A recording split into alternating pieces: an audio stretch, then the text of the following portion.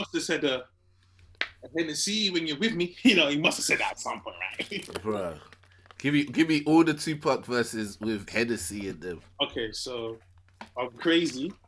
Okay. Time goes by, puffing on like that song. Yeah. Those Hennessy got me feeling bad. Time to strap, drinking, rolling my drop top jack. What's that cops thinking? Yeah, Okay. there's that one. Yep. Um, Money and Weed. This is in Can't See Me, the first track on All Eyes on. Yeah. This, Okay. I love this that song. yeah, Money and Weed, Alizé and Hennessy. To my thug niggas in lockdown. That witness me. Closing floor small, the life of a boss player. Fuck what you What you thought. thought though? I see my enemies defeated. Fire like a bitch when my album hit the streets. Niggas can't see me. So I said in that one. You can't see me. That was George Clinton. I think it was. um, the next one Yeah. in the song Pain. Okay. Pain, Above the Rim soundtrack. Wow. Bro, you deep in, bro. Yeah. He actually, when he got arrested, he wrote that the day he came out of prison. He got arrested on the set for the rape case. Oh, snap. And like charged with that. So then he came out of prison on bail and immediately he wrote that song. One of the best pop verses out there. But on that track, he's to end the track.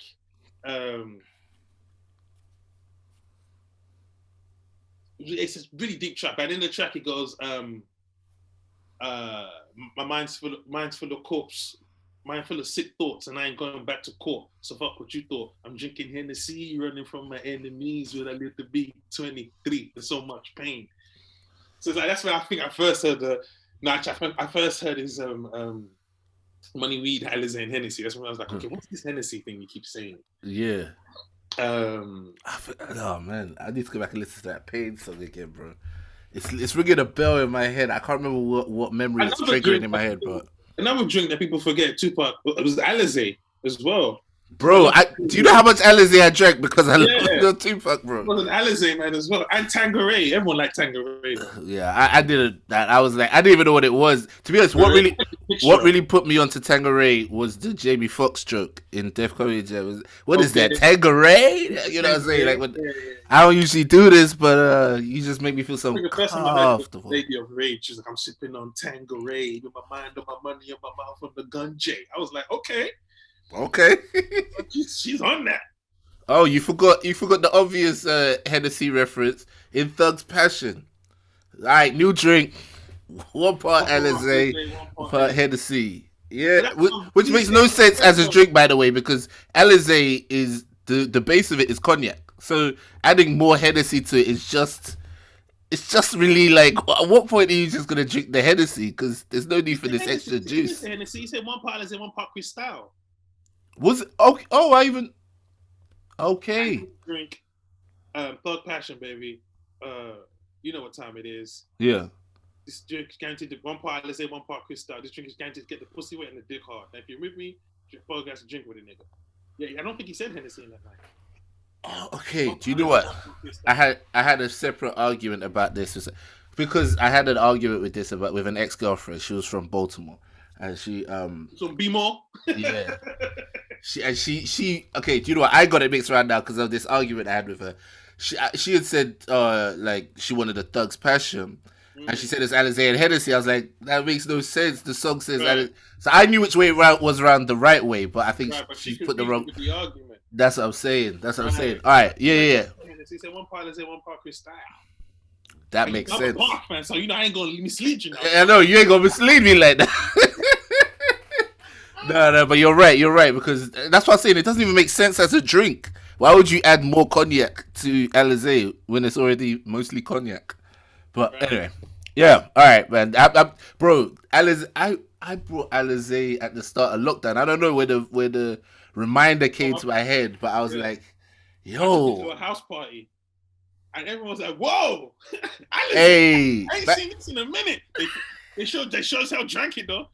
Of course, Alizé is nice, you know. You can sip Alizé by itself. Put little ice in there. That's my drink, Alizé. I'm telling you, that drink is nice. That's when they really started adding alcohol and sugar. And sugar. That's it. One time, I drank a whole bowl of Alizé, the orange one, to myself. I don't know. You know, back when you were young, you just need to get drunk. That's gold passion. It didn't catch me until we hit the rave. Now I'm a because I don't know, maybe because of my personality, alcohol shuts me down. Okay. So I'm not the one to do foolish. You don't get loud I don't or get loud or belligerent. No. yeah. My boys were drunk. Them niggas were taking off their shirts in the toilet. And when Fire Camp was you don't want to war. They played that song, yeah. Oh my god.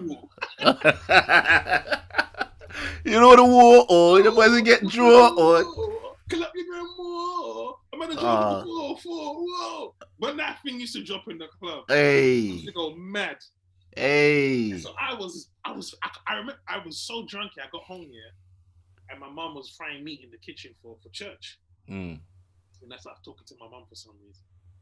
Like, why would you do that, bro? Shit. And my mom just goes, "Are you drunk?" Listen, good night, mom. I'm gonna go to sleep.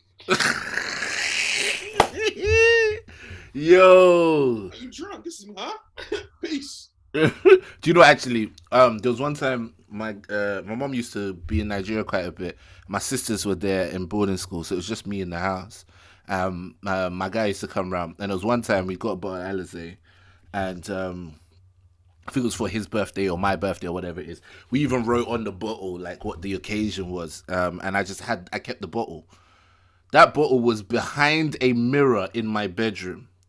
In the middle of the night one night when my mom was back, I just felt one slap on my face. And I was just going, woke me up in the middle of the night and said, Wale, what's all of this?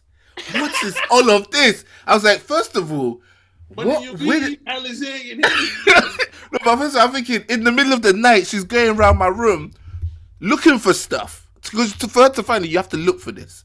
She found it. The notion. Damn. She's woken me up to like put me on. She was under the impression that like I was just sitting in the house drinking this, just drinking Alizé. Like she's like, no. What basically there was a couple times where I had gotten up late in the morning for school. You know they go pull back something from right there. But that's why I've been lagging in school. Exactly. That's why you were late for school when you're waking up drunk. You're waking up drunk. For Nigerians, yeah, the most annoying thing is you can't interject. Of course not. What do you mean? You can't when they make those ludicrous statements, yeah, because you're raised in the West, innit? You have that. You're actually admiring the performance.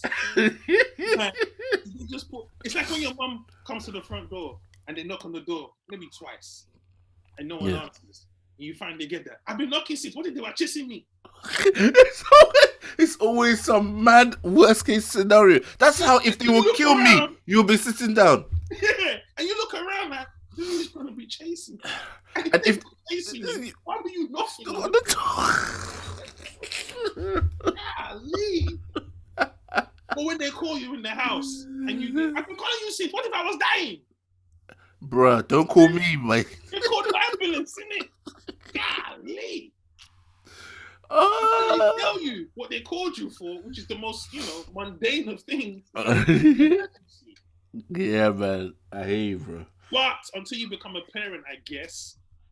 I mean, we do the same. I mean, as parents, I see the people, as I observe my friends who have kids and my siblings and that, they do the same thing. It's just theirs is more, and they revert to how their parents spoke to them the moment they need to lay down the law on those kids. Yeah. My sister's talking to my niece. She's like, "Fella, let me tell you, come here now." I'm like, "Yo, why do you speak like that, like, bro? You don't speak like that." That's what you've seen, though, and to be honest, it's so effective. Of course, they understand it. It's so effective. So effective. I mean, well, it's effective in the short term. In the long term, like, everyone grows out of it at one point. I don't know what point you realize that, oh, man, they're just shouting. But for when I was young, though, in that short term, my mom says, "Bet that's it. That's enough." When I moved to Nigeria, you start to get older. You start to feel yourself, innit? Yeah. You start to be able to play mind games with your parents and just kind of roll your eyes. Are you rolling your eyes at me? What?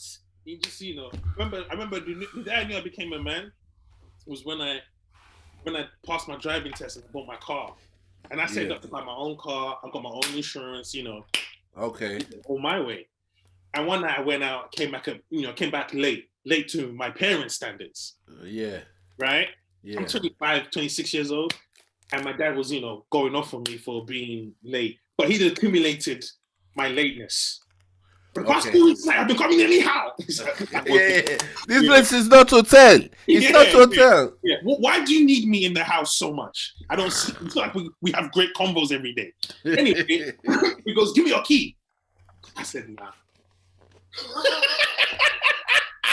Ola, yeah, I weighed it up in it. I said, if I give him my car keys at this age, a car that I paid for, a car that I own, I will never be independent of this person. He said no, and he just walked out. Yeah, man. And me, I'm like, you got me get the shark. Your dad was looking at you like, blood, don't make me jaw for it. If I jaw, take out your jaw for it. Thought, this nigga's gonna go and pop the trunk on a nigga. I'm gonna pop the trunk on this. But you don't want a war, or he's like, you don't want a war. And so my mom was like, so I told my mom what happened. Yeah. And she was like, you did the right thing. She goes, if you gave him those car keys, you'd be cooking his toenails and iron his drawers for the rest of your life. She's like, yeah, you can't be taking your car keys. Do you know what I mean? I'm not a kid. So I'm just like, nah. Not the toenails, man. Golly. It's like, it was just that moment where I was just like, look, man, you can be mad at me all you want. Yeah. Whatever reason you've created. But I take my car keys. Nah, fam. Then what? When I want to go, I have to come to you. Daddy, can I have my car keys, please? Nah, I've grown out of that. I left the house. To be fair, everyone, you have to get that. There is that sort of line in the sand moment, because that's the only way that you get to self-actualize, and not only that, it's for them to see that you've come to a place of you're willing to stand on your word now. So that means that even if they kick you out, you're gonna go make your way. Even if it means that they cut you off, you're gonna do it for yourself, and that's important, And I think at the time I was going to my girlfriend's a lot. She lived in the South. So had a girlfriend in South? I had a girlfriend in South, yeah. Which part of South? Funny enough, I drove past there on the way to the show the other day. So Tabard, around El Kent Road area, but just at the bottom of El Kent Road. Okay, I was here, guys talking about dating girls from South. It's like you don't know if it's a setup. You don't know what she says. The girl I was dating was studying to be a doctor, so I was with. Okay. So I was dating girls from King's College, so I was really. Oh, okay. My bad. Okay. They booked a nigga for a show, and the nigga showed up. You see what I mean? I'm sure her dad was pissed. I sent you to King's College. You brought some the comedian that they came to come and perform. They were. You might know, but we'll maybe talk about it off cam, not on cam. But you might know one of them because they went to those schools. Like they were like you. Some of them were like Nigerian kids who would come over with their parents. They got money. Okay. They're doing medicine. They were doing. And some of them had friends in LSC or whatever the name of the union. I didn't have parents that came over with money though. But you could pull that card though, if you wanted to, because of the uni you went to. Yeah. I feel you. So that's why I was coming. I didn't date like girls from South that went to Ezekiel's. I don't even know what Ezekiel's is, bro. Right, exactly. But so that's why I was always coming, a bit late. But you're getting older. I'm 25, and by my age, I think he had my older brother. When he was playing. And I know my dad. You tell him to give him the car keys. He'd be like this. How about I give you a punch? Like he would never do that. Yeah. So he was trying to boy me in it. And I was just like, nah, I'm not having that, man. I'm just gonna have to stand my ground there. I just told him no. The thing is, when I told him no, I had to hold a poker face because my spirit jumped out. Like, I know you're about to break. Bro, have you ever felt your body bracing itself, bro? Bracing itself. Like I told him my voice too, because I didn't want to put too much bass, but I didn't want to make it too loud.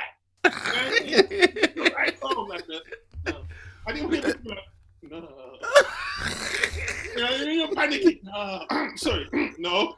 You have to clear your throat when you're trying to put authority. You lost the game. Bro. Let me get that again.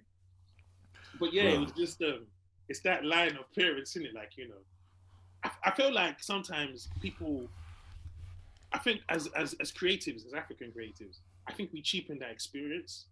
I think we focus solely on it, and we don't give it a three-dimensional appearance. So you see on Twitter these days, the way our parents kind of raise us, there's so much trauma to deal with, and it's like where there is trauma, there is trauma. However, the discipline or the rules and I would say the foundation they gave us, I think was excellent. Yeah, it's a tough one to navigate because I think we just and I even hate the fact I use the word navigate, but we're constantly trying to work out what works for us in an environment that's so influenced by everything else. So if you come to the West and you look at your parents, it's very easy to start holding them to Eurocentric or Western standards and be Right, like, that's not how to parent. But to be right. honest, I don't believe that the West has it right either. So then I No, look over here and I'm like, well, this was good about what you did. I really appreciate this. I like the discipline. I love the respect for elders. I love the idea of like men protect your women serve your men, everybody knows their place, everybody respects mhm. what's going on. But at the same time, I love the fact that Western kids feel that they can speak up and they learn to get confident with their voice, and See, or they it's not love the to. same way. Well, I mean, one Because could say that, but I'm definitely way more confident. we're taught to not be confident with our voice. In fact, in our experience as Black people, the opposite side is not comfortable when we're confident with our voice. The moment we're confident in our voice, we become threatening or hard to work with. Well, yeah, I'm saying that, but in terms of with our parents, though, I know I'm much freer in speaking to my mum than my mum was in speaking to her mum, Absolutely. and yeah, so But clearly, again, see, that's down to that's the thing, like you just said in the beginning. We're constantly trying to find a solution for everybody when these cases are heavily individual. My dad drank with his dad. He didn't have my dad was a homie. My dad was a was a troublemaker. So his parents, I wouldn't say given up, but they just knew what kind of child they had.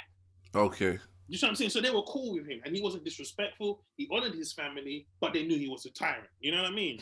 My mom didn't have a relationship with her dad because her mom was just crazy. But right. she got with her older brother. He was the father figure in her life. Okay, My mom's mom, I would say she was a disciplinarian, but she was a G. She was a G. okay, She didn't name my mom. She didn't name my mom because she she had mad miscarriages, or she would wow, a baby and the baby would die. But because my grandma was of that culture of save face, the baby will die, but she would just keep it there, dress up, and say, that's what happened, because you're not supposed to show wow, people these things. So when my mom came, she didn't name her because she was probably gonna die anyway, and then mad, someone else had to name her. And then my mom and her mom had a interesting relationship, but like you said, but between my mom and me, for instance, it's a completely different relationship. I can't even ask my mom. I'm like, because me and my brother were arguing one time. He said, "You're more British than you are Nigerian." I got offended. I started speaking in Yoruba just to prove. But then, kile eso, then I asked my mom, and she yeah, goes, "You think you're Nigerian?" He said, "I can't even tell you what to do." wow, And she broke it down. Said, "You can't compare yourself to those back home. You're nothing like them." And I had to agree because I'm not. I yeah, am more British than I am Nigerian. It is a combination of things. So, what I'm trying to say, I guess, back to our original point is, yeah, um, those cases are very individual, very broad, in the sense where so many families and so many experiences, we never consider as who we are now. We never looked back then and realized our parents were in their 20s in a country they didn't know with damn near no money, trying to figure it out. You see today, look at people today, just how they're going through it with Instagram. Our parents had to feed families while having no money, still trying to study so they can be better people. And I don't think they didn't have their own sort of inter-community stunt in as well. Don't think that Yeah, at the Owambe that so and so wasn't coming yeah, with on the the big birthday, you gilly still had to and the show big up and car. convince the family that you're not struggling or you're not hungry. You know, they had to pay bills. They hid everything from us. I didn't know how anything worked. I just figured it's gonna be there. Yeah. I didn't know we grew up in council flats. I didn't know we didn't grow up in a house until I went to my wife and I was like, "This is different." But Y'all got a downstairs and an upstairs? And another upstairs? and so what I guess I'm trying to say is, for me, like it's what you're that scene with your mum there. What is all of this? I don't want that to be the only image of your mum in someone's mind. Because I also know she's an educator. I also know she has compassion. I also know those times when she came and said, "What's wrong?" and gave you a weird story that fit your issue, but it was a mad story. Sometimes it don't even fit the issue, bro. Like, You just wanted to tell that story. It always fits the issue if you pay attention. So when you say, "Oh, I just feel like I'm stressed," and I remember I broke up with, I don't know if you ever told your parents I broke up with a girlfriend. They weren't really the girlfriend type. You didn't. I never went to my parents with relationship struggles. I never went to my parents with any issues. At one time, I thought it would be cool to tell my mum that I have a girlfriend. So what kind of rubbish is that? What do you want me to do about that? What kind of stupid girlfriend? What are you doing, girlfriend? I thought it was like banter. Like I could tell her. How old were you? That must have been like 16 or something. 16. Yeah. Okay. Yeah. Bro, she wasn't having it, but she has had a cool. There's been times when my mum's said all sorts to me, and I'm like, wow, this woman has definitely got some layers to her, man. I didn't know she was like that. Okay, but then she switches back real quick though. She'll be right back. My mum and dad were cool with girlfriends from early. Wow. Yeah, we had parties in our house. My girlfriend used to come to the house every weekend. And I was like 14. What's going on? My parents had the idea that if we did it in the house, we won't do it outside. And boy, were they wrong. They were right. Because we didn't. You weren't doing a madness outside your house? No, in Nigeria. Oh, in Nigeria. I couldn't even leave the house. Okay. So they just figured if they allowed us to hang with our friends in the house, and we won't sort things outside of the house. And I always carried that with me. So I knew how to act outside the house. So doing that madness, going to a rave and daggering and getting the phone number and all that's cool. But when the band are like, "Come and go and sleep at the girl's yard," I'm like, I gotta go home. I got standards. Or when they're like, "Come and go check a girl in this area," yeah, I'm going home. Yeah, I got home trading. Because that's how shit got. Because you used to move in groups. You go to an area that people don't know you, and that's always attracted unnecessary problems. Yeah, well, I'm saying yes, but I'm saying yes like a white person that watched Kidulthood. I just watched Kidulthood and I found out that this thing was a problem. It's a real thing. But that's what was when people talk about knife crime in the youth. It really, in my experience, it really was just idle hands. Yeah. Like nothing to do, so we just roamed. That's wild. And one time I remember we were just on one of our escapades, we just jump on the bus and go Wood Green and check girls. And I remember walking, and you're in a group, but sometimes there's, you kind of have groups within groups. Right? Yeah. Remember I told you the story of how everybody ran into the train station and jumped over the barriers. Yeah. It was that kind of moment. Yeah. I around and I realized, what are we doing? Like, what's going on? And I just lost interest in all of that. Yeah, I think those groups thrive on not having enough time to reflect. Because if you had to, you have to keep moving. Because if you sit down for too long, you start reflecting. If you start reflecting, you'll go home. But I went in the studio and recorded a track with them at one time. Oh, really? They were gonna form a group. Yeah. What do you still remember your buzz? Just what's Tupac's first verse on Mama say I'm rolling up my enemies. I was drinking drinks I didn't even know existed. I was rolling up my enemies in church. It was just a mess. Bro, talk to me about it. The producer was like, you guys have talent. I was like, yeah, we can't. Bro, back then though, the standard was low, so it doesn't really matter, man. I was rapping as well. The standard was never low. The standard was low, bro. For UK rap, man. I listen back to. Iceberg Slim didn't bang. What's that? You trying to say Iceberg Slim didn't bang? Bro, let's be honest though. Let's be honest. No, there were certain people that did well in their time, right? But what I'm saying is the standard has gotten higher now of what we expect. Because I now got, you're rapping in their own voice, isn't it? yeah, but I mean, you had men like Roots Maneuver back in the day, for example. I don't know who that is. I don't know Kalashnikov. Is it Kalashnikov? Okay, yeah, Kalashnikov was there as Oh, well. Yeah, even if you just look at like old school Channel U videos, the rap. No, I'm not talking about the okay. grime now, but look at the rap there. The rap is not like of the same standard that we expect today. You know Biggs. Yeah, yeah, He was he so in your side we used to roam the streets. yeah, Like one of his older brother. Biggs wasn't doing no running though. He wasn't even that big then, to be fair. He wasn't. He didn't even look like. Just let the punchline land, bro. You said I used to run with Biggs older brother. I said what? Biggs wasn't doing no running. Just let it land, bro. Let it land. You know what it is though? It was really easy, bro. It was. But I took it and I scored it. Yeah. Right? Call me Ronaldo. Okay, so wait. So you're that football player that scores a tap in and then runs and slides to the fans.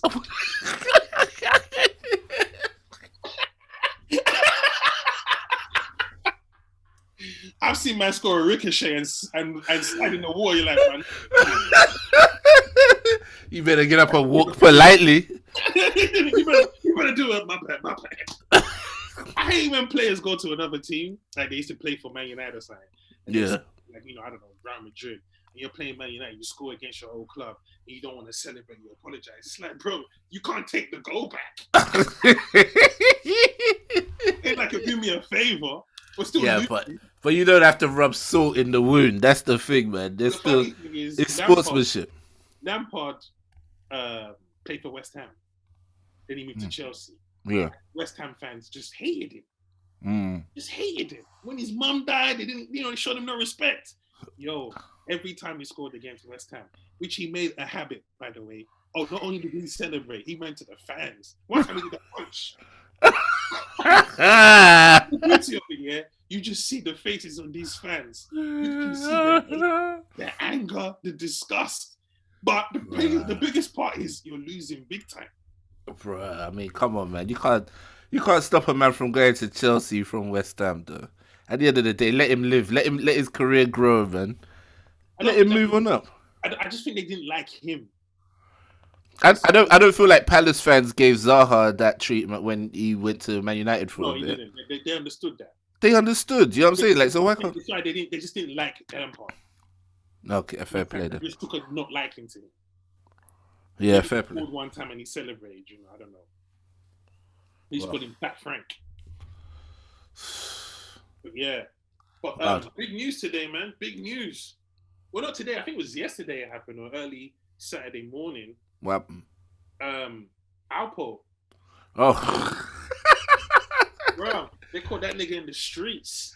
Bro, you said big news. I was like, what happened? What happened? You talking about street stuff. All right, yeah. I'm talking about street stuff. This is black news, bro, at its finest. Bro, I had to go do research, they bro. They found Goy's remains or something. Bro, I had to go read the Wikipedia page, and I was like, oh, okay, I get it. I know. Pardon? You know who Alpo Martinez is? Well, now I know. Now I know that's who. That's who Paid in Full was based on. So you watched Paid in Full and didn't do the Wikipedia research straight after the film? No, funnily enough, because I watched it and I was like, good movie. What's that? I know their home addresses. You know why you have to do research? Because the film obviously makes it Hollywood, isn't it? Which is fine. Yeah. But when you hear the characters talk about it, there's so much more, man. So much more. Yeah. Reckless. Because he moved to DC. He was getting money in DC. I think because he was hot in Harlem. Yeah. And it was DC where he kind of started killing. He killed Rich in Harlem. He killed another guy he killed his man, Big Head Gary. Goes over girls. It's just madness. And he finally got caught, but he snitched to get time off. Yeah. And also, he had to admit to the murders. But the way he spoke about the murders was so entertaining and so matter of fact. It obviously rubbed people up the wrong way. Now, he gets released and he's in witness protection and he's still going to Harlem, and he's showing himself on cam. You know, he's just doing his life. And this is then what I don't understand. Reenactment of where he killed Rich and where he dumped the body, and Mitch was loved in Harlem. And so he kills him, dumps the body, and he shows it again. And how he said he realized he was still alive after his man hit him, so he shot him in the head. And so you're doing all of this, and again with that smile and that charisma he has, and you think you can come to Harlem on Halloween and just chill in your car. But they give that nigga 5. Man. You know they said, you know Tupac said Buster shot me 5 times. Real niggas don't die. He did. Yo, I've been watching all the hood news, yeah. One guy was like, police talking about it was a drive-by. I said, He said he got shot 5 and all 5 went to his chest, like all 5 hit. He said that's like a drive. That's like a pull-up and skirt. That's like a pull-up and skirt. But they pulled up on that guy. You don't get hit 5 times in a drive-by. Yeah, bro. Yeah, man. Tupac's car got hit 9 times. He got 4. To hit someone 9 times in a drive-by, you a sniper.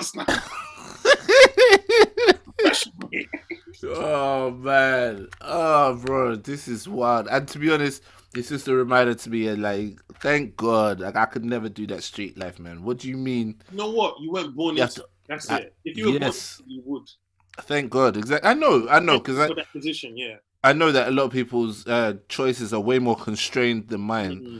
But I just also have this vantage point where I look back at it and I go, I ain't built for that right now. Like the Ola I know right now is not built for that. Because I don't even think the shooters were paid. I think people were volunteering. Nigga, I hate them. Bro, these guys were emailing. These men will do internships to get themselves. No, right. Internship. If you know the mess Poe left behind and how people hate him. You understand? To get him would have been easy. They're never going to find the killer because no one's going to talk. Yeah. Even the police are going to be like, do we really need to investigate this? I mean, it's crazy. The coroner showed up and he was like, shouldn't have been snitching. What's the name? Went off Instagram for a couple hours. I'm going to pray on this one. Oh my goodness! All the gangsters, the DC legends coming out of retirement. How you use this camera? Am I on? Right here. All right, then fuck that rat. All these retired OGs just coming to do their little interviews. I met the nigga in 82. Yeah, I met the nigga in 82. They need to do a pension plan for these OGs, man, so they ain't on the internet doing influencer life, trying to figure out how to use the camera. I was watching one of the OGs from DC. His name is Heirs to the Christ. Alpo actually killed his best friend, and he's always felt a way about it. He's always called him Alpo the Rat. He's always called him a rat. And he did a little video today. He's talking about how he's have the content for the fans and how he run DC. And one guy was like, why are people so proud to be claiming to be a gangster or to run the streets? And he wrote, my people are lost in the source. And then one guy commented and said, coming from a man who's called Money B.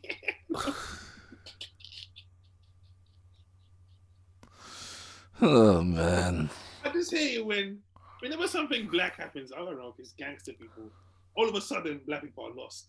Italians, all of them are doing interviews on Bobby the Brain and the Bahuzo brothers and how they ran funeral parties. No, but you're right, dude. I've been wondering this. Why are all these mobsters coming out and talking to DJ Vlad?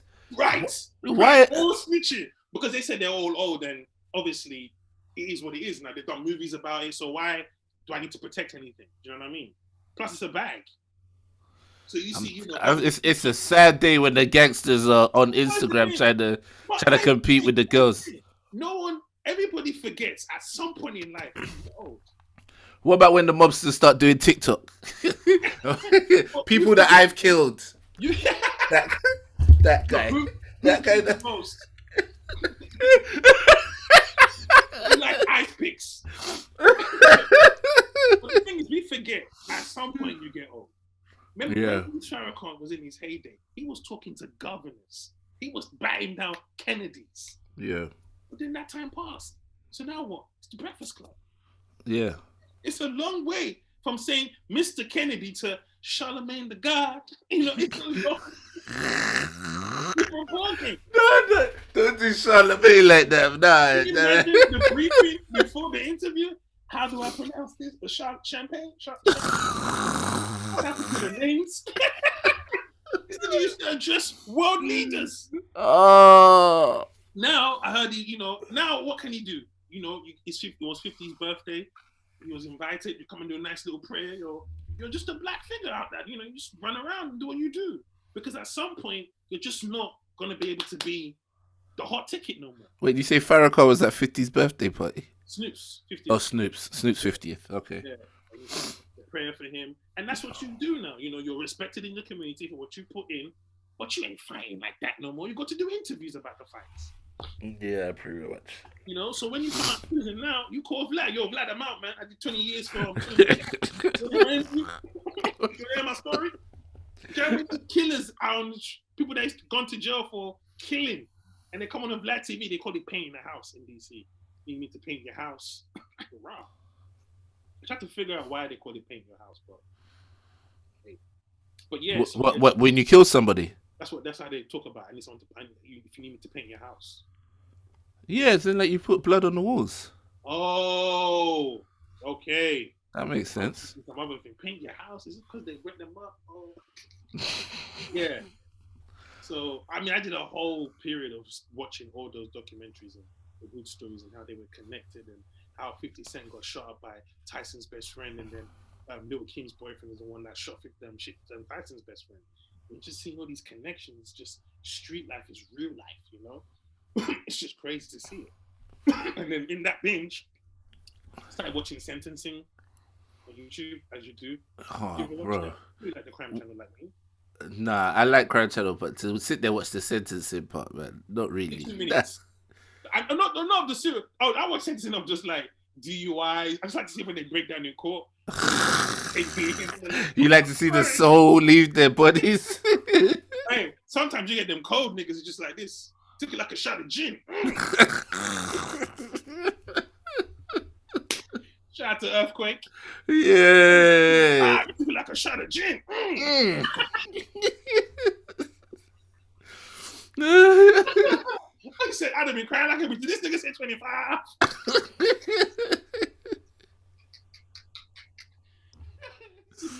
This nigga said live. That means if I die, I gotta come back again in due time. What is my motivation, Jesus? But yeah. So then I started watching one where the case of this man killed his wife and daughter and attacked his son. Right? Yeah. I was watching the sentencing, right? But in court, he was moving so mad. I said, I need to. And I saw other clips. Come to find out, he was defending himself in court. Okay, there's a clip I watched where his son is testifying to what happened on the night, and he has to cross-examine his own son after he done killed his mom and his sister in front of him. Is it the guy with the crazy hair? And crazy hair, Ola. Wait. Let me get to my story now. Wait. Do what you need to do, bro. The little back and forth between him and the son, which was heartbreaking, because it was like, "How you doing, son? It's good to see you, man." And they kind of cut the questioning short. So now I see another clip of his closing argument. I said, "Okay, hold up. 1 minute in, I was on the floor asking for air." That was one of the wildest things I've ever seen. I don't know how the whole jury wasn't cracking up. I just said, "Your Honor, I got to go. I'm about to laugh my ass off." Yo, I went into the comments here. One guy said when he watched A Few Good Men and JFK back to back.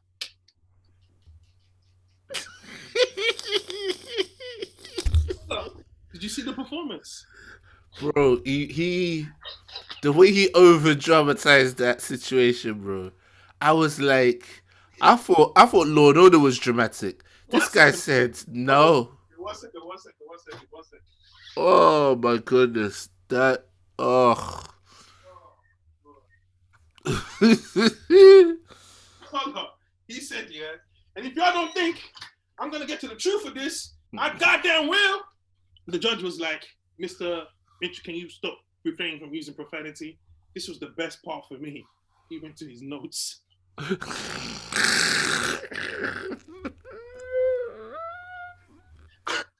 Allah, it's that moment in the comedy club where the brother sipped the water on that flat punchline. That was that moment. The nigga went to his notes. I said, oh, hell no. You wrote something? Oh, my God. I don't want to laugh anymore. I don't want to laugh anymore. This give me a headache. How did you see it? This is giving me a headache, man. I don't want to laugh no more. How did you see it? What, that clip? That clip went round on Insta. That clip that went viral, man. People were laughing like, "Yo, people need to stop representing themselves in court." No, crazy people need to stop representing themselves in court. You know the judge. Yeah, I was looking at the judge like, "How are you not on the floor right now?" Bruh, it was too funny, man. Too funny. And if it's the fact they had a serious face the whole time, I was looking at the lawyers. Nobody was laughing. I know they were like, this is some bullshit, right? And he had face tattoos as well, right? No, he didn't have face tattoos. It's just the hair. It's just the hair that was crazy. Yeah, that was crazy, yeah. First of all, that was sentencing alone. Right, I might even try and find his closing arguments. I was watching literally before we came on Zoom, and my chest was killing me. Because I've never seen, this is me. Did he just watch How to Get Away with Murder last night or something? Oh my goodness. Didn't make 1 point. I was doing all the bluster and bravado, had 0 actual points. 0 points, had all the person. That guy again who comes to the football game with the full kit, shin pads and all, sponsored kit, and he hasn't got a first touch. Man got 3 life sentences. 3 life sentences. And the third one was for that speech. That was funny. Let me just get rid of these damn adverts. The first video was the sentencing. You're not gonna raise your voice today.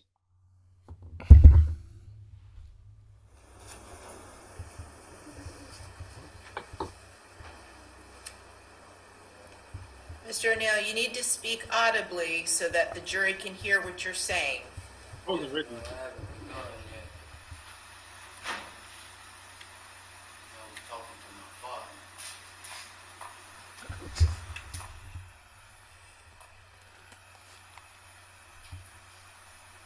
He showed you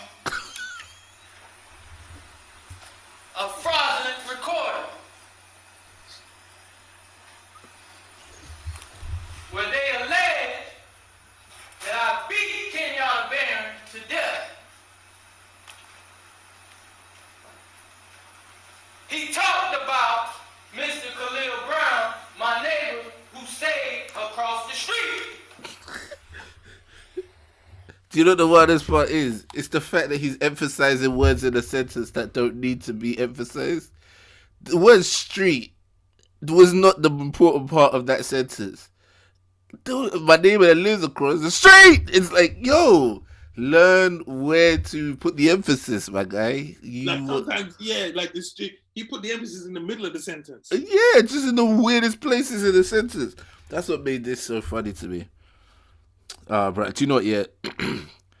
Just go to YouTube and type in double murder. Type in what's this guy's name? Ronnie O'Neill.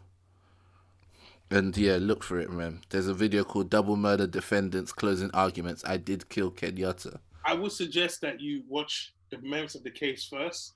I watch all the other clips, then watch that closing argument, so you can understand how far off from saving himself he was. When I heard he was defending himself, I said, "Oh hell no!" Ted Bundy defended himself. Oh, really? Yeah, he did. He told the judge that he wanted a continuance or more time for the case or whatever, because or a better condition in cell because the light in his cell was not good, and he's not helping him prepare for court. And the judge went to his cell and granted him the motion, saying he wouldn't want to practice law in the cell. I said, well, you weren't charged with raping and killing women, though. Bruh. You know, yeah.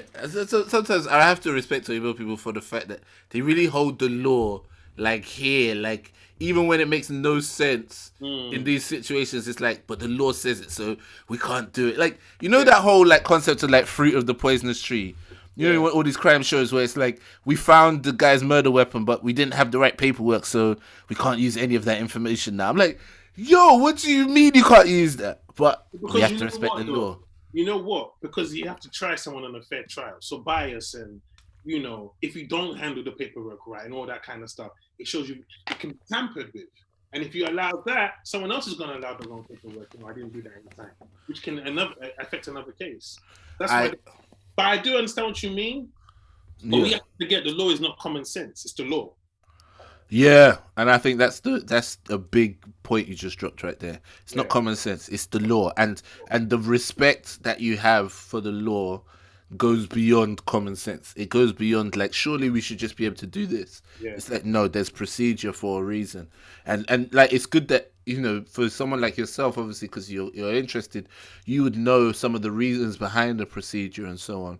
But I think sometimes when people just kind of get into the computer says no kind of mindset, like this is what it says, so this is just what we have to do, sometimes we lose some of the what you actually need to close the case. Every single one of these shows that we watch, how many times does the police have to kind of bend the rules a little bit to get the job done? How many of these guys can go by the book 100% all the time and actually fact crime? Pardon? In the show they do. In the show they go 100% by the book. Yeah, they don't lie unless it's about that. All the time. All the time they where they lie. All the time they bend the rules, man. All the time. What do you mean? Or like over interviewing or stuff like that, or lying to the thingy. No, like for example, I mean, there's always one show about the rogue cop, like the sort of Axel Foley character that's always pissing off the station chief. Like that already happens. But also but I'm not talking about that. I'm talking about like even in the case of like searching without a warrant, for example. They'll go they can't enter without a warrant, but they can if they feel like someone's in imminent danger. So they'll get to the door and be like, what's that? Does that sound like somebody screaming inside? And kick down the door and go in because that was their context. Or they'll... I've never seen that, but okay. Oh, you've never seen that in these... Alright, well, I watched too many of these shows, to be fair. But I do know that there's always these sort of like working tools that they have to get things done. And sometimes it's just a case of like, you know, breaking in and looking around and finding it so they know they're on the right track, but they know they can't use it. It's not admissible in court. And sometimes they will actively like throw away evidence in that way, but it helps them stay on track. Or they can use that as leverage to get the confession. Yeah. Well, sometimes they'll arrest you on jaywalking. Yes, exactly. Stuff like that. Or so they can get you, or sometimes they'll trick you. If you come to the police station, would you like something to drink? They want your DNA. Yes. Yeah. That's what I'm saying. Like, if they just did everything 100% by the book, they won't get nowhere. You won't get nowhere. Yeah. And so you have to use your... in solving the case, you have to use your street smarts. But remember, when you bring the case to the court, it has to be airtight. You understand? It has to be airtight, court ready. Yeah. He's not going to believe your hunch. Like, even now, when you watch... Because I watch so many of these law shows here, even in arguing now, I say stuff like, objection, Your Honor, objection, relevance. You know what I mean? Or hearsay, you're testifying, you know, because you understand that none of those things, you can't say like hearsay in the court. Yeah, you can't be like, I heard on the streets that this happened. Anyone can hear anything. Yeah, you know? So you realize when you watch these shows that the court is not necessarily, it's not even justice, it's how good you can argue. But you know what? And I think the frustration people have with this is the reason why we have this big sort of court of public opinion approach now, where people can basically pass judgment for themselves because they don't believe in the court system anymore. But you know, I think on the one hand, I do empathize with people like that because the court system can be frustrating, and it's so easy for justice to be miscarried. But at the same time, like you just showed me in the case of the paperwork, there's a reason why these things are in place, and you can see it when you come to social media, and people can literally build up a picture on nothing, just hearsay. Enough people say something long enough, people start to draw lines that aren't that, like, what you would determine the difference between circumstantial evidence and what's the opposite of circumstantial? But was that Incriminating evidence? I mean, all of it. Yeah, I mean, but there's one that's circumstantial, basically, like, you happen to wear the same size as the killer. That's circumstantial evidence. We found the footprint. You have the same size. It could be anyone, but it is kind of incriminating. Even the body was found in his house, and they moved it to another location. Unless you can prove that, it's just circumstantial. Yeah. Because you were at that gas station at that time. Yeah, so? But so what I'm saying is that even having those distinctions are really, really helpful in making sure that, like, the court system can run as close to fairly as possible. But if you went to social media and I was like, look, the person who killed so and so wears size 12 shoes. Funmbi also wears size 12 shoes. People be like, oh, I knew it was Funmbi all along. That kind of stuff. And that's the stuff that's really, really scary for me, man. Another thing what you don't realize is, like, I watched one the other day. This one's a sad story. A couple, I think they weren't getting along. She wasn't really fit to be a mother, and she went to give the baby up for adoption. They break up. He doesn't want that to happen. So the judge gives them joint custody. The next day or 2 days later, he goes to pick up his daughter. They're gone. The daughter and the mom's gone. He phones her. Her phone's pinging up in San Antonio. She tells him she killed the child. She killed their child, their son, I think it's a boy or girl. I can't remember. She killed the son and wrapped him in a bag and threw him in the trash. He's like, you didn't hurt him. She goes, yes, I did. I had to do that. Police apprehend her in San Antonio, and they ask her where the baby is. She said she gave up the baby through an illegal adoption, an underground adoption ring. Now I'm gonna go ahead and say, being white must be incredible. It's mad. Because she gets arrested and charged on kidnapping. Right? But she refuses to say what happened to the baby or where this illegal adoption ring is. Right? Wow. There's no body. And there's no missing baby. Yeah. So you can't charge her with murder. Because, well, if she killed the baby, where is the baby? Right? Yeah. She does 5 years. She's out and she's remarried. And he still doesn't know what happened to his child. Are you kidding me? Look, yeah. She's changed her name. She's done a lot of plastic surgery. And she's not going to tell them where the baby is or what happened to it. Wow. That's the law for you right there. And there's nothing the law can do. Because they can't charge her on killing her child if the child isn't dead.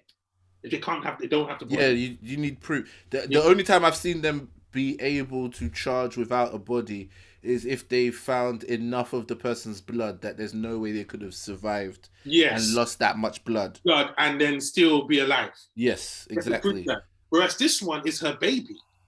And she gave up to an illegal adoption ring. Now, the fact that illegal adoption rings happen. Whoa. They can't investigate further beyond that. So that was a sad story because it's like, wow, she's clearly either killed this baby and gotten away with it. So I learned that the law, sometimes you even get the killer, he did it and everything like that, but because of one thing, they have to offer him a plea. Bruh, what about if it just so happens that the officer was part of a racist group and the glove didn't fit properly and what everyone thinks about the glove. The truth is, if LA was sensitive, right? Yeah, you've gone through this, yeah. Yeah, and Rodney King. Yeah. If they'd gone OJ, it cost LA $23 million to repair that scene from the Rodney King riots. They were like, we ain't got enough for 23 million for the OJ riots. Bruh. So he was gonna walk. Bruh. He was gonna walk. Everybody ate off of that. The woman who tried the case, the prosecutor, obviously they fired her straight after the case. Yeah. Which is harsh. Very harsh. But they fired her. And what does she do? Gets that 4.1 million book deal. Of course. Oh, you know the only person to write a book about the case? The judge. Are you serious? The only person who didn't write a book about it. Just carried on the bench. Do you know, I respect stuff like that, man. I guess he wanted to hold that moment sacred for him, innit? Yeah. Or he's waiting for everybody else's book deals to be done. And then on the 20th anniversary, he gonna come out with the ultimate book. I think for him, I mean, I'm just speculating, obviously. It's gonna be called "I'ma Let You Judge for Yourself." I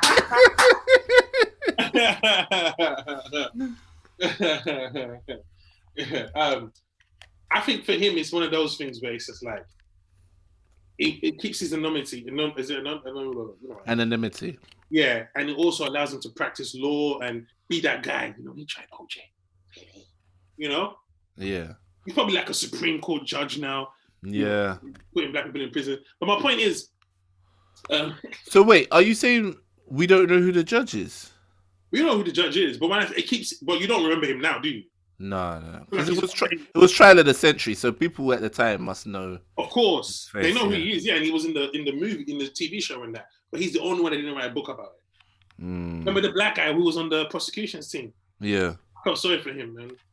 Bro. But I respected him because you're just doing your job. And bro, this is it. Like, sometimes the story of, like, I think he was getting called a sellout by the community as well. Yeah. So it's like, it's tough because, you know, when it comes to policing and the black community, it's, at the same time people will be saying, oh, you know, protect black women, or people will be saying, no, we ain't safe, or, you know, police don't care about us, blah, blah, blah. And then if someone tries to do it, it's like, yo, why are you trying to bring a brother down? Look, we have to at some point decide whether... Pardon? This had nothing to do with protecting the black community. It was everything to do with protecting a black man. I know, but I'm saying that, like, this is where it starts from, though. Because we need to be able to have good police officers if we're ever going to have any kind of proper, safer community. We need some decent policing. And if every time people... police officers, they're just all in the white community. Pardon? There are decent police officers. They're just all in the white community. There's more decent police officers than there are bad ones. Way more. It's just that the bad ones are in poor communities. Fair play. But I'm saying there are decent ones in bad communities as well, or in poorer communities. There are decent ones in poor communities. That is heavily underfunded. The people that they employ, it doesn't take much to be a police officer. You're minimum wage, and then you have to deal with pricks in the street. Then you have to deal with the bureaucracy of being a police, where you're trying to climb up, where your boss is giving you a hard time every day, and you think people want to do parking tickets every day, or stopping people for bullshit excuses? No. So they're frustrated. Yeah, no, I get it. I'm saying that there are some that definitely come and they try and they want to, you know, see the neighborhood be good and see good policing and so on. I just think that there's a series of things that just don't help that to happen. One of it is the funding. One of it is one of the things are, you know, systematic issues like poverty. But also, I think the culture of just looking at everybody who's with the establishment as automatically evil, as sellouts, means that you're just never really going to get. Well, the problem is not actually those. It's not that. It's the reverse. You're saying them looking at the establishment or everybody as evil and sellouts, but they look at every black person as evil. I'm saying both of them are wrong. Right. So, but we're not in a position of authority, and we didn't start this. Yeah, so it's the side that's channeling their energy to us, and we're just responding in this. And was that black guy a sellout? Maybe not. He was doing his job, but at a particular time, it was hot. And so if you're not with black people, you could go fuck yourself. Facts. I mean, because you can't bring back Letitia Hollins. You can't bring back the black people that were getting killed on the streets. She got killed for $1.29 in juice. I'm supposed to be liberal after that? Come on, man. Of course it's going to tip over. And this is not the first time. I can understand if it was the first time, but this has been going on for years. Imagine being marginalized for years. You come out of that. You're told you're free. Police are beating your brains out. They had a whole panther party against police brutality, which they dismembered. And now we're in 1992, and you're just gonna do what you want again. Of course, he was gonna get called a sellout. He just had to carry that cross. Yeah, man. You know, was he right? Maybe not, but fuck. I can understand why black people felt that way. Because when I watched have you ever spoken to a Fed? Like, just like had a proper conversation? Not right. Like joke. For what? No, I had a friend. I had a friend who's that's fine. You're so what I'm saying is, I had the conversation with her about what it's like for her, and you know, she's generally a very positive person. She's I mean, it's not that much of a secret, but her name's Kathy, and she went on Big Brother Niger, and you know, now she's just kind of. Oh, that big woman, that big star that was on, or did she done that one? She didn't. I don't think she won. No. Okay, because there was one girl that won, and she was doing all this Instagram stuff. But go ahead. Okay. Well, I mean, she's you know, got a decent Instagram following now, and you know, she's married, she's doing the influencer thing. But you know, she was a Fed, and it was even on the newspapers here that, you know, based on what she did in Big Brother Nigeria, she was sacked by the Met and blah blah blah, whatever. Dude, I think there was like some kind of under the cover possible sexual activity, but the guy's now her husband, and they just had a child, so you know, make of it what you will. So, but anyway, what my point was that, you know, I had a chat with her, because before she left and did all of that, she always did like some YouTube stuff, but she was a police officer, and she's just one of the most positive people that you would ever meet. Like, it's just generally like looks at the world in such a optimistic way. And so I was asking her about being a police officer, and especially being a black woman as a police officer. And she's like, yeah, you know, because she would police Brixton and, you know, areas as such.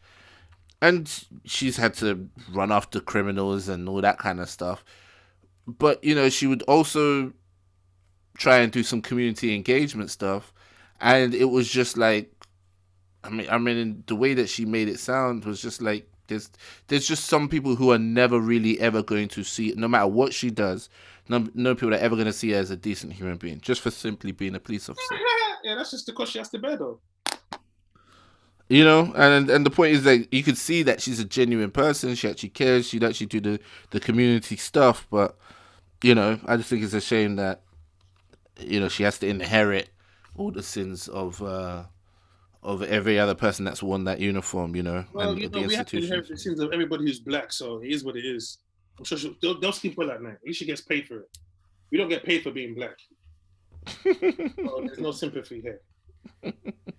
It's facts. I grew up as a young black male in Hackney, and I saw how police treated us. So I'm not here let's have a conversation. I don't really feel bad for that. Sorry. No, I'm not saying let's have a conversation like black people need to sit down with the police. I'm saying in terms of for ourselves, in terms of what we're trying to actually achieve. What are we trying to go with? We're not trying to achieve anything. We're not trying to achieve anything. We're just living on Earth. There's nothing we are trying to achieve. The only thing we're all trying to achieve that we have in common is we want money. This whole thing about black people trying to achieve, there's nothing we're trying to achieve. It's all just look at me, I can talk. There's nothing. There's no memo. There's no plan. There's no meetings. It's just Twitter, tweets, and I'm black. That's it. We are not achieving anything. If you want the truth, it's always going to be like this. We're always going to have, we win some, we lose some. And that's just the game. That's just the game. There's no solving this. We're always going to be black, and we're always going to be seen in that target. And that's the harsh reality of being black. So you can have as many conversations as you want, which we do every year. The conversation that needs to be had, that never gets had. I'm not talking about that kind of conversation. You know I'm not. That's all we're going to hear. Because I understand what you're saying, but you have to understand, she wears that uniform. I've been stopped by police where the black police officer was such a cunt. Excuse my language, because I don't even use that word. But she was so on trying to find badness in me simply because I'm black and to show for her white friends that I told her she can go suck her mum. Because I was just like, why are you sweating me so hard for nothing? You had nothing. And I remember when she pulled me and my brother over, I said, when she comes to the window, she's going to say, do you know why we pulled you over? What do you think the first thing she said was, Ola? Do you know why we pulled you over? This is me. Is it because we're black? Oh, no, yeah. Because I already went to set the tone. I wanted her to know I was going to be a dick this whole conversation. Oh, man. But she stopped us for nothing. I told you my agent told me he was coming home from, what's the name of that festival? Edinburgh, Glastonbury. the white one. Glastonbury, Reading, Leeds. The one that everyone talks about. Oh, what's... I don't remember the festival. But, you know, when you got the agent, they always say, you know, you got to do, and you do it for like 120, but it's good to get in her good books. Yeah. So I did the show. I was in the drag tent. Anyway, he was coming home from the festival. Imagine they put a nigga in the drag tent. Bruh. And then I went off. I'm joking. Anyway, so I can't remember the festival. But by the way, it was my first intro into that festival performances. So I was thinking, who's going to go to these festivals? Guess how much the festivals were, by the way? £250 a ticket. White people everywhere. Mad. That's when I found out that they do drugs at festivals. Imagine, I'm just learning that white people are wild. Oh, man. But we had the drug problem. Anyway, he said he was coming back from the festival and feds pulled him over. And he said he didn't know they were flashing him at first because he basically was narrating this story to a black person. Listen, the moment feds are behind you, you're already planning, where am I going to pull up? They ain't even flashed you yet. You're already looking for a sidewalk. Where's the nearest sidewalk? Anyway, so he didn't pull over immediately. And, you know, they flashed him a couple times. So when he got out of the car, they started barking at him. I didn't know we were flashing him.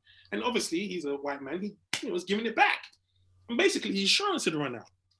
And he was like, no, that's impossible, blah, blah, blah, blah, blah. But it was one of them ones where, you know, when your insurance company, it just, maybe you switched or something and it just didn't carry over, or whatever. Yeah. Small mistake. But as the police were reading his car, they weren't picking up, you know, the insurance. So he goes, but, you know, they were kind enough to let me buy one-day insurance on their iPad. At this point, I'm now engaged in the story. Like, And so he bought temporary cover and they let him go home. They said normally they'll have to compensate the car. This is me. They always compensate the car. Feds could do that. How many times I've been called, yo, man, I beg you, let me go get my car in the pound. Bruh. So all I'm saying is, yes, it's okay to say there are good police officers, but because they look at black people as a problem, they just can't. That relationship has been tainted because they see us as a problem. Yeah, for me, but I'm just not so concerned with how we feel about them. I think police are a necessity in today's society. So for me as a black person, I'm more looking at what's a workable solution so that I can actually stop being racist. Like stop hating black people. That's it. I mean, if that was the case, then they would have stopped by now, wouldn't they? But no, they're not going to stop. Why? So then, if they're not going to stop hating black people, then what do you want to do? Well, I'm saying that in terms of being able to find a workable solution for me. Stop hating black people. That works. I can't make that situation work. I wish I could. And that's the thing that happens. We now have to figure out how we can become manageable, how we can be treated as human beings. That's what black people are always told. How can we figure out how to treat you as human beings? No, that's the thing. I'm not trying to. That's the thing. My approach of trying to find a workable solution is not about trying to convert racist cops into decent human beings. My approach is to, whenever I come across a police officer who genuinely believes in doing the job, is to give them the benefit of the doubt. What's the job? Pardon? What's the job? What, of upholding the law. What's the job of a police officer? Upholding the law. Yeah. How many times have you needed a police officer on your street? How many times have you seen one on your street? On my street? No, not often, but I've had to call the police a couple of times. If the police job was upholding the law, how come we still have drugs in our community? Yeah, come on, bro. You know these questions are like these questions are so motivated. So how come we still have cocaine as one of the biggest sellers in London? Why? If the job is upholding the law. Because they are not always great at doing their Oh, job. and how come white people don't experience the same issues with black people? Why? If their job is just upholding the law. All right. So are you saying, okay, would you prefer that we abolish the police? This is what I just asked you a question. Do Yeah. white people complain about the police as black people do? No, they don't. You No, they know don't. this. So why is it that when we complain about the police, the next thing we should abolish them? No, What we're saying is well, stop treating us as animals. That's what we're saying. yes, I'm saying to you, yeah, Mm-hmm. that in every facet of society, the police Mm-hmm. is just one aspect of society. But whether you go to parliament all the way down to the fish and chip shop, Mm-hmm. someone's going to be racist, right? We can't necessarily stop those people from thinking the way they think or behaving the way that That's they. the fish We and can, chip shop guy. we He's not can. going to shoot me. He hasn't got the authority to throw me in a cell. He hasn't got authority to search my house. He hasn't got authority to take my car. He hasn't got Right. authority to make me feel like shit and get away with it. He hasn't got authority to just strip search me in the streets while people are walking by for nothing. Okay. So So when it's in a position of law, it's a different responsibility. there is definitely a higher burden of responsibility. I agree with you. But what I'm saying to you is that what we also can't run away from is the fact that we need the police. So, What? This is not the point we're making here. We're not make. Who said we don't need the police? Who said that? wait, bro, I haven't even had a chance to finish one of my points. Okay, go on. All right. So, my position is that we need the police, right? So I need to find a way I can work with the system that is realistic and here. What are you doing wrong? One where I'm not doing anything wrong. Okay. What I am doing is I've just taken the attitude of yes, a lot of police officers are going to be racist. They're going to try and give me stick or whatever it is. But what I also do is make sure that if a police officer is approaching me, at least give them the benefit of the doubt. And if they prove themselves to be what they have always been, then fine. Then I don't that's all understand right. what you We mean. take it from there. It sounds very. What's the word? You say okay. It sounds very. You know. All I'm hearing is you're not addressing the issue. You're saying what if I see a policeman that gives me the benefit of the doubt? I've seen police officers every single day. My sister-in-law works with the police. That's not the issue here. I don't have to. If a policeman says, I've seen people where I say hello, or if they walk past, oh, do you need help? And we can do whatever. That's not the issue here. The issue is when you're being black and you're targeted and your life is at risk, or you die in police custody and no one cares. Those are the issues, and that can't be worked out on some. I give you the benefit of the doubt. And here's another thing: I'm not. if I you're a can't police work those. officer, if you're a police officer and you do stand out on injustice, when one of your colleagues does injustice, you should speak the loudest. But they don't. They go into protective mode, which I respect because you're a crew. So there is no middle ground here because you're going to protect yourselves. So what black people have done is protect themselves. Right. So I 100% agree with you there. I definitely think more police officers should speak out when the bad amongst them do terrible things. 100% agree with that. And I definitely think that, the police force is, a force for a lot of humiliation and a lot of harassment for black people. But what I also know is what I also believe is that if a police officer approaches me, and because of those aspects of the police force, I decide I'm already gonna be a dick to this person. That for me, I haven't given them a chance to even show who they are as an officer. And if I've gone and said, look, you're an officer, you're part of this racist institution, so I'm gonna be rude to you, well, I think it kind of becomes a, let me not say self-fulfilling prophecy. Let me just say it doesn't set off the best interactions. It doesn't set room for any kind of decent interaction in the first place. So yes, there are some of them who, no matter how nice you are, no matter how polite you are, they're going to be dicks because that's who they are. But what I'm saying is there are many situations that don't need to be as bad as they are. Have you ever been pulled over by police or stopped by police before? Yeah. Okay. I was in my friend's car. So you weren't pulled over by police. Pardon? You weren't pulled over by police. He was. Okay, yeah, he was the one driving. Yes, yes. But they got us both out the car. They separated us. Um, he was a law student, so he was able to kind of argue with them about his rights a bit more. I didn't know. I let them run my little provisional license, which I didn't understand because I wasn't driving. But anyway, yeah, that's right. They ran it. Basically, they gave us the whole nonsense excuse about no what the one. It was funny to me. They said this was autumn time because I was coming from a comedy competition at Jongleurs Battersea, and there was like dried leaves on the carpets in the car, and they said this is evidence of we've seen evidence of tobacco and or marijuana use.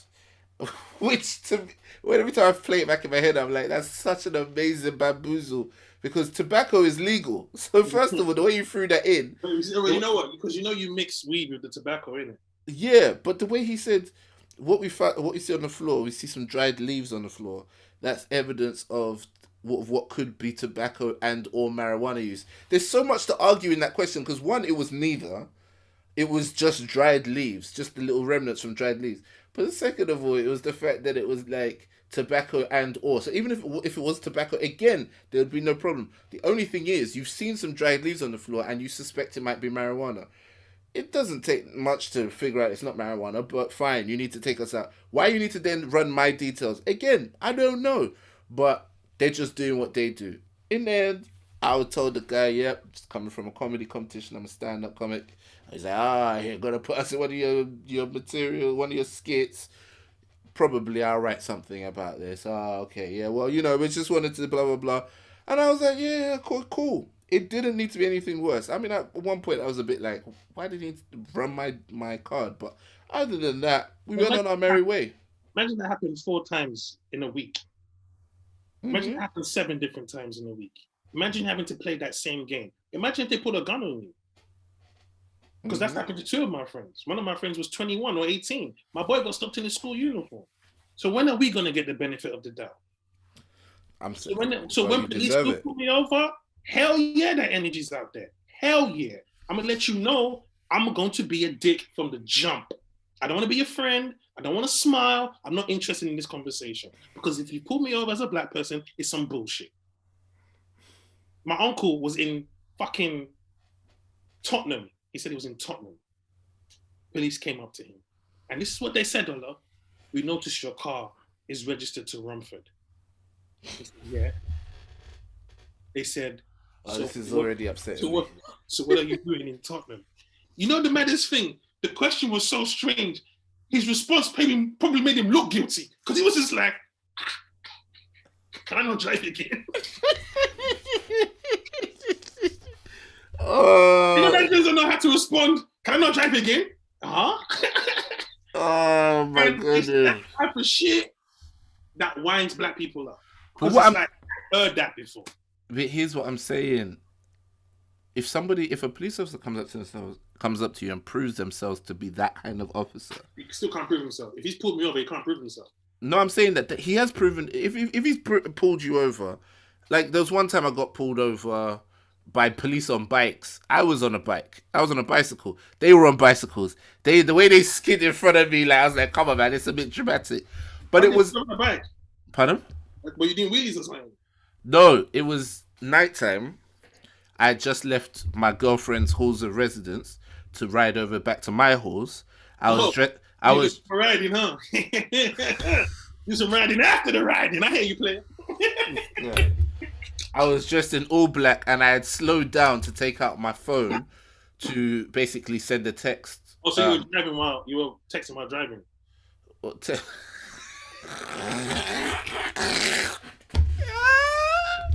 is illegal, Allah. Wait, are you allowed to use your phone on a bike? I don't know. I don't know any strong laws like that. I don't actually know that. Maybe you're not allowed to, but I did look suspicious because I hadn't ridden off properly yet, so I was just riding slowly beside the cars. That sounds very suspicious.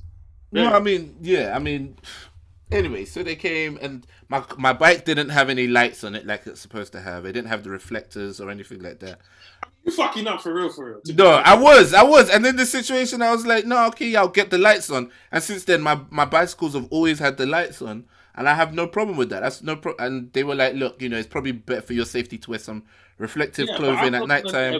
I'm not going to let one good experience with a police officer, which I've had plenty, by the way, cloud my judgment or shadow the idea that as a force, not individuals, as a force, it's some tricky stuff. We know that there's institutional racism, yes. I'm just simply saying that when they come over and they show themselves to be trying to be a dickhead to you, then fine. You have every right to treat them as though they are dickheads themselves. Maybe it's been to our Tupac quote. Never did like the police, let the whole world know. Now I get no sleep because they're chasing me down. Chasing me down. Do these things that a thug goes through. Still I cry, raise your head up and get your mind strong. It's a struggle every day. But you gotta hold on. I need to have and here's the thing, when people ask, because people assume black people don't like the police. That's what people assume. No, they don't like us. We respond to their behavior, to their treatment of us. It's not the other way around. Yeah. And people forget that. People just assume we hate police, or we hate order, or we hate law. That's how a comic was on Live Apollo, and it was like, everything's obvious to these men, except for the law. Yeah. So like people think we just don't like law, and that's not true. But when you who said that line? That was funny. I don't even know. So obviously, everything's obvious to this man. Yeah. I think it was K Kurd. Is it? I think it's K Kurd line. I don't remember who said it, but I just felt like that puts that energy out there that the reason why these things are happening is because we don't obey the law. You see what I'm saying? If you grew up in ends, if you grew up in these neighborhoods, some of us are gonna go to uni, some of us are gonna play football, some of us are gonna drive the bus, some of us are gonna run the streets. It's a numbers game. Just be thankful it's not yours. And that's the harsh reality of growing up in these neighborhoods. But we have everybody judging because you don't live here. Everybody, just don't sell drugs. Just say no. What the fuck are you talking about? It's like me telling R. Kelly, why did you just don't put your dick in? Whoa. It's like, where did R. Kelly enter this? And why have we not heard Genuine recently? Actually, there was something that happened to Genuine recently. What happened to Genuine recently? I was saying he has 9 kids to my friend today. He has 9 kids? I think he has 9 kids, yeah. Well, yeah, about 9 kids, yeah. Wow. Yeah, man. That pony was for real. Bruh. Yeah. That pony's is a baby pony now. That pony pregnant, man. Golly. But yeah, it's just, I just, I understand what you're saying.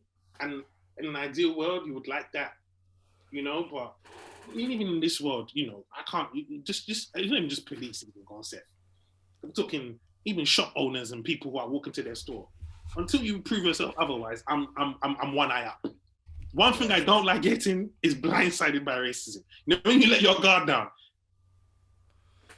Oh man. And you get that dick in your mouth racism. You're like, man, I should have seen this coming. How could you ever have good mental health if you're always on edge about this kind of stuff, man? When will we ever really be free? Who cares about black people's mental health? I care. Yeah, you care, but the world doesn't. Yeah, but that's you care about your mental health and you're seeing images of George Floyd being pummeled to the ground. You don't care about our mental health. But I'm talking to you now as a brother who cares about your mental health. When you say to me that, look, anybody, like shopkeepers can get it, I just don't want to get blindsided. I'm kind of coming in, I sleep with one eye open. I'm like, how are you ever going to be free and okay to enjoy life if... I can enjoy life. How do you do it? But still, I rise to keep your head up because I'm over it. I'm not apologizing for being black to anybody. So if you have an issue with me, you can suck 7 dicks. But I'm never gonna be like, humble myself while walking into your store so you can see I'm not a threat. I'm over that. No. I think we're past that level. We haven't, because the moment we start saying, when the police incidents were happening, they were talking about maybe black people should learn how to be arrested. My heart. That line is painful, bro.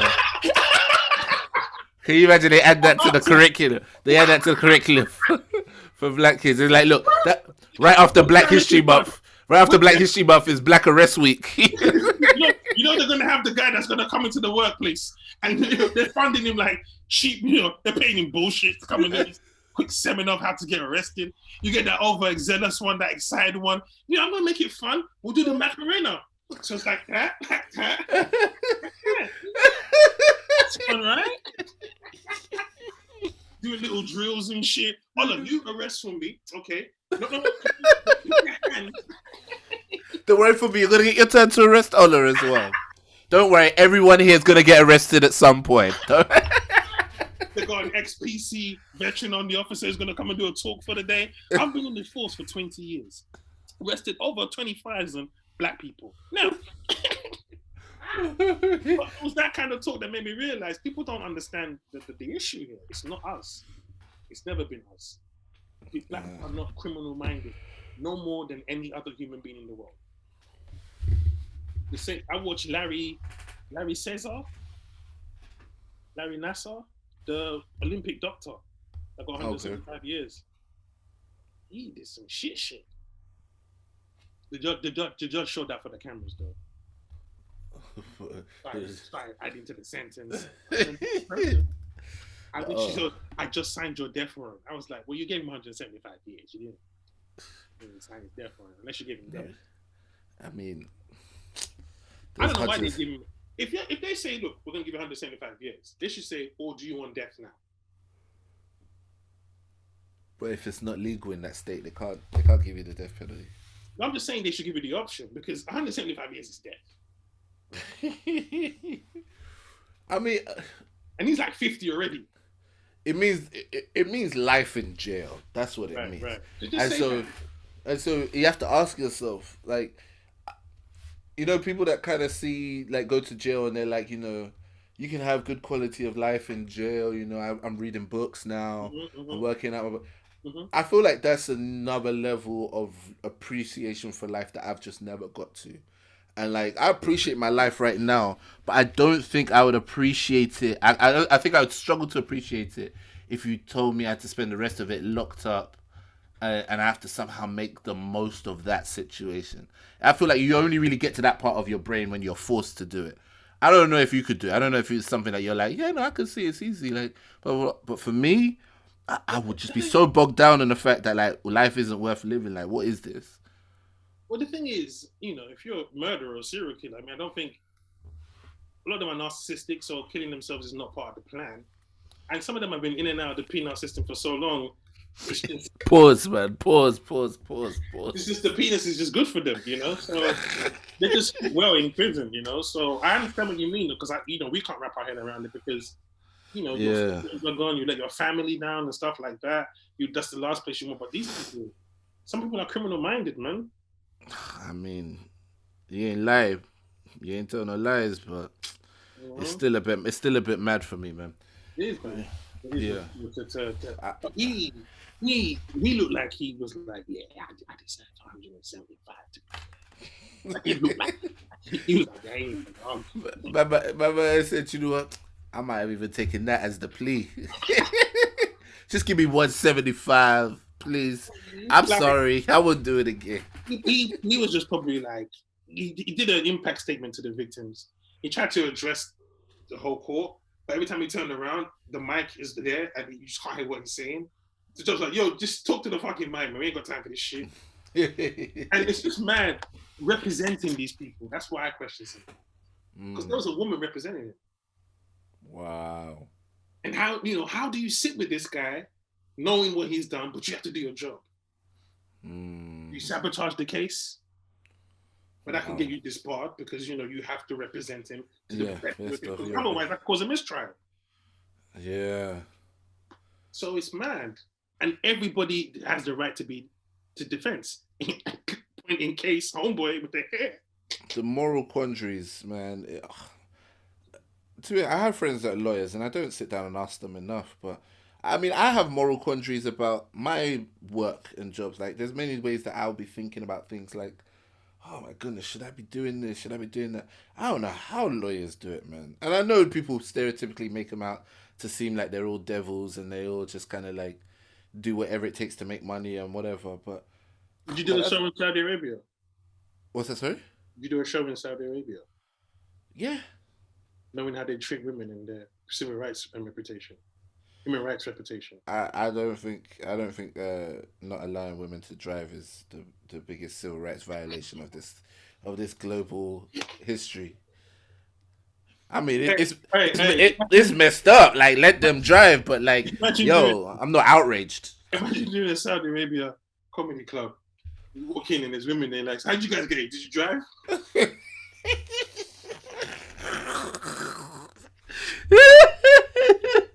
Hey, who's driving today? You know you're driving yet? Hey, do you know how to? Do you know how you impress a woman in Saudi Arabia? Hey, you want to come on with me? Hey, I'll let you drive.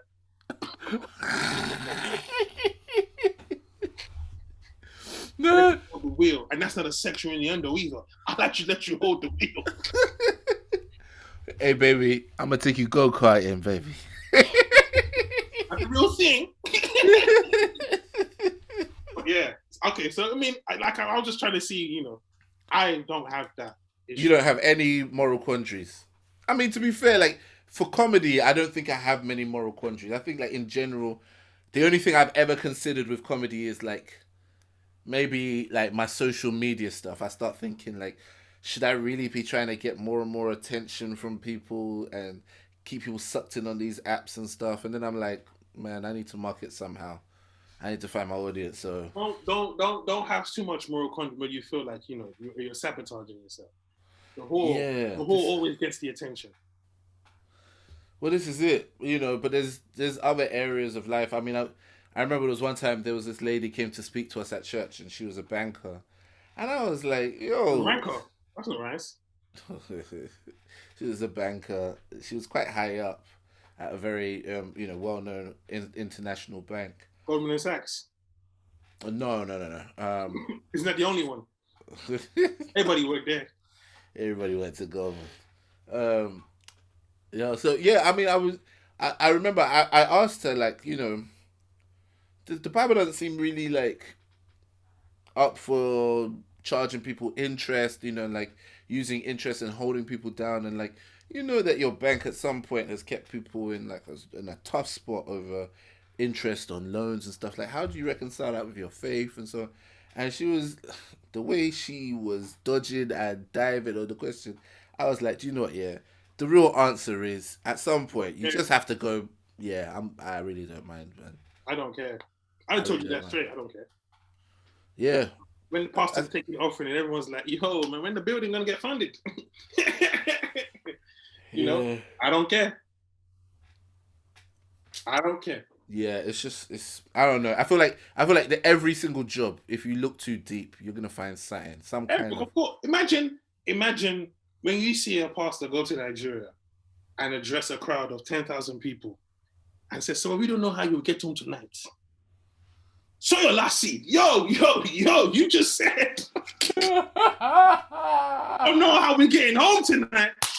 And you want to take any chance of getting a cab? Chipping in for pay. So if you pay attention, you just be like, yeah, this is a con. So you just have to, I don't know, man. It's like it's like asking Gucci, do you think it's right charging people £500 for jeans? Yeah, you see, this is it. I feel like every single thing, at some point, it's like, what can you even do, really? What can you do? Do you think it's right that someone can buy 70 grand? 70 grand on my wrist because it's hit. I put 20 grand on my shoes because it's new. I put 42. You're just thinking you put 125,000 pounds in your teeth? Are those real bars or were you just making that up? I was just making that up. That was actually starting to hit, bro. I was like, okay, bro, really spent. Where it's going? How much you put on his nose? But and we admire these things, by the way. The moment we see Diddy and Jay-Z and Beyonce spend £25,000 on soup, we're like, man, one day I'm gonna spend £25,000 on soup.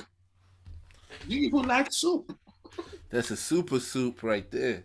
Here's the thing, do you know the restaurants that these people go to that we fantasize about? Like, have you ever been to the Ivy?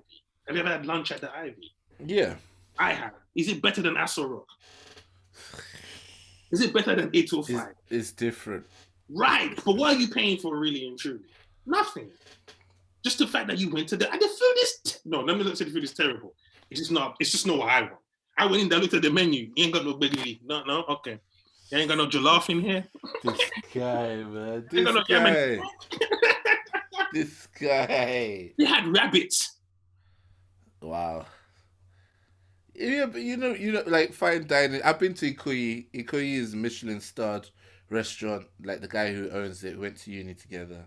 So he's an LSE graduate. He's done like Nigerian. It's like, but with influences of Japanese flavors as well, and they've done very well. It's in central, and you know, in that kind of situation, I know when I go there, I'm not going there to eat and feel full or whatever. It's a fine dining experience. And I'm like, look, it's cool. Do that over there. And then when I want tasty for the amala and eforiro. If I want to dig deep, I can ask him, do you think it's fair to charge people £50 for your basic rendition of beans and yam? But I'm not going to do that because that's his business. Yeah. He's right. Then you go to a restaurant in fine dining. Can I get a Coke? That's £7, please. Sorry, that's Coke change then, yeah? You know? Okay, so could you do any business model that requires people to be addicted? Yeah. Okay.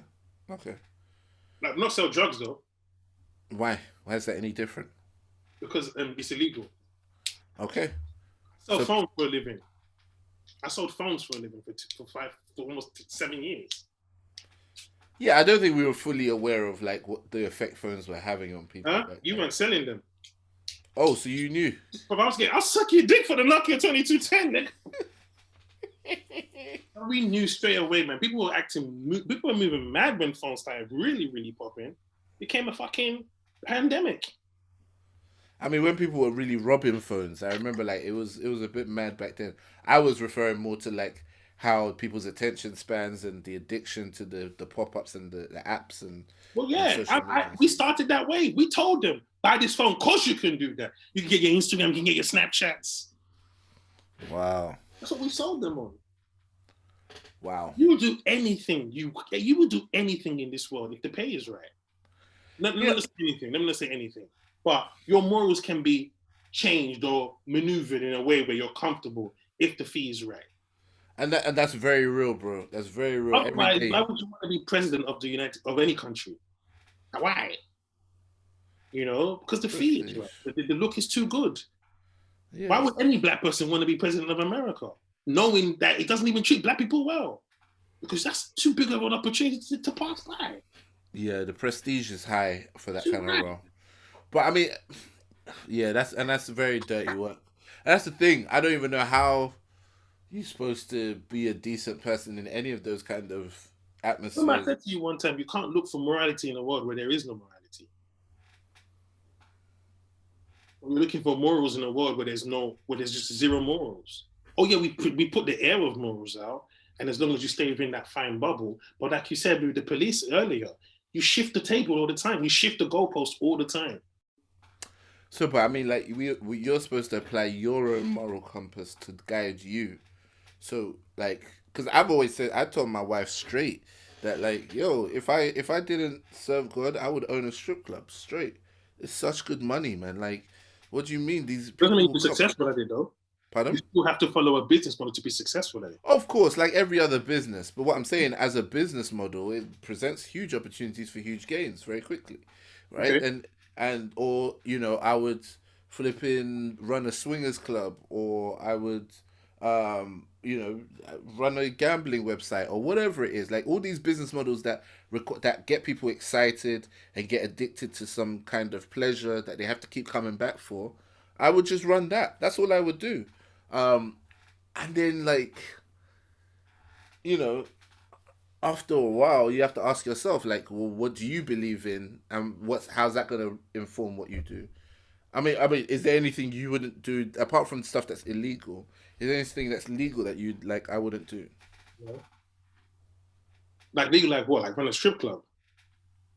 Yeah, I don't know what your moral compass is. Maybe for some people, it's like I would never, you know, work for the police. Own a McDonald's franchise. Oh, you never worked for the police? All right, fair play. Fair play. Yeah. Or But join the army.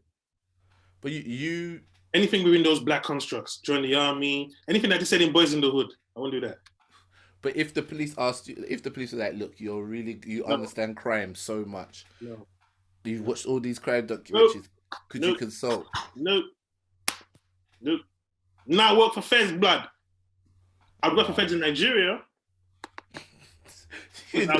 My goal would be to clean up the police force so we can actually have some kind of, structure in the country. But I wouldn't work for the police here. Okay. I wouldn't work for the police. I wouldn't. Yeah. The reason why I wouldn't work for the police is because I'm going to be on the ground and have to, uphold their vision. No, I'm saying if they brought you in as a consultant, you're not going to be on the ground. They just want you to help. They want your help with a case. They think you might be able to help solve it. Nah. You still wouldn't do it. No. That's a hypothetical. Let's just keep it in the fact that you're going to work for police in it. Fair play. All right, but see. So again, here you go. Like, you've clearly got your own morals that guide you, and you say, "Look, I can do this, but I won't do this." And I think I find those discussions very, very tough. But I keep getting drawn back to them. But I'd run a strip club though. Yeah, I know. That's what I'm saying. You would run a strip club, but you wouldn't consult with the police. I would consult with the police, but I wouldn't run a strip club. I'd run a strip club and go and pay tax on church on Sunday. With my earnings. With business. Come and see the Lord is good. I just want to give testimony. I might even have a Christian theme in my strip club night, holy night. Oh no! Nah, cancel for me, bro. I think, it's like how your moral compass is built. I realized the other day the biggest earners in porn they're not even on the camera. Of course. In Silicon Valley, just doing the coding. Of course, bro. Yeah, bro, for real, man. There was a family running the original porn websites. A family in Vancouver. A family, Allah. Then he passed it down to the kid. Yeah, same thing happened with Playboy. Hugh Hefner had his daughter running the empire. Yeah, man. So, and my thing is this here. In this world, it's whatever, man. If you don't do it, somebody's more than happy to. Speaking of which, it was very funny. The way it all happened, I stumbled on the story of this British madam, her Wikipedia page, Cynthia Payne. Stumbled, huh? Yes, I mean, I wouldn't go looking for it. Do you know the way it actually happened was ridiculous? I posted something, right, like one of my usual Instagram captions where I got a picture of myself and like an embarrassing story afterwards, and somebody wrote severe pains, right, as in like from the meme. I'm in severe pain, but he spelled it SIVIA pain, as in normal spelling of pain, and I didn't get what he wrote at first. So I googled it. It now came up with Cynthia Payne. And her thing, it said she was a British madam who ran a brothel apparently in Streatham. I was like, in Streatham? I clicked on her thing. Turns out I actually know this woman's story because she had a movie made about it. It's called Personal Services. And when my mum sat us down to watch Coming to America when we were kids, on that tape, before Coming to America starts, someone had recorded that Personal Services. And I remember that because it was like mad scenes with titties in it and so on. Was a long play VHS tape then, huh? Yeah, bruh. You could record like 2 movies on those motherfuckers. That's what I'm saying. I mean, it was kind of cut off at one point. Yeah, it was cut off at one point. But I think my dad had recorded that movie, and then like recorded Coming to America or something. When you have Coming to America first, and then porns afterwards. But it was like that, but the other way around, bro. Yeah. Because that movie had like hella sex scenes in it, and it was all about this woman and how she had basically been this, just like larger than life madam, and she had been, the way she got into it was just kind of like needs must be met, but she got like really high up to the point where when the police raided her party, there was a peer, an MP, like hella solicitors, blah, blah, blah. It was like such a big scandal at the time. And it's always one of those stories that comes to my mind as a reminder of like the fake morality of like the system and so on. You know, the very same people at the top who were, you know, making laws about family values and so on will be the same people dressing up as women and getting spanked by dominatrixes. So they're right. Which is their right, I guess, under the law, except for the fact that it wasn't their right and it was illegal, and you know, like it.